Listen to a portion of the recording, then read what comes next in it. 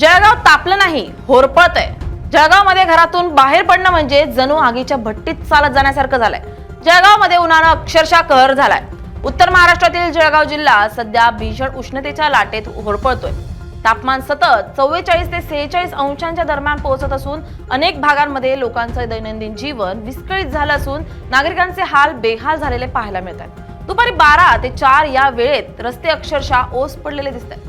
बाजारपेठा, चौक आणि मुख्य महामार्गांवर शांतता पसरली आहे. कारण बाहेर पडणं म्हणजे थेट गरम वाऱ्यांचा आणि तीव्र उन्हाचा सामना करणं. सर्वात मोठी समस्या म्हणजे रात्रीही उकाड्यापासून आराम मिळत नाही.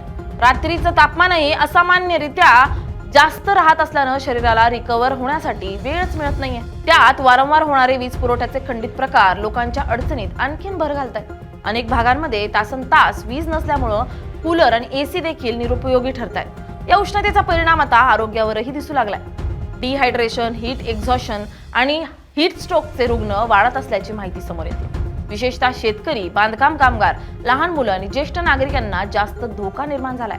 डॉक्टर आणि प्रशासनाने नागरिकांना वारंवार पाणी पिण्याचा, ताक, लिंबू पाणी आणि इलेक्ट्रोलाइट ड्रिंक्स घेण्याचा सल्ला दिलाय. तसेच दुपारच्या वेळेस गरज नसताना बाहेर पडू नये, हलके सुती कपडे वापरावेत आणि डोक्यावर टोपी किंवा कापड घ्यावं असं आवाहन करण्यात येत आहे. कारण सध्या जळगावमध्ये उन्हाळा नाही तर अक्षरशः उष्णतेनं तांडव सुरू केलाय.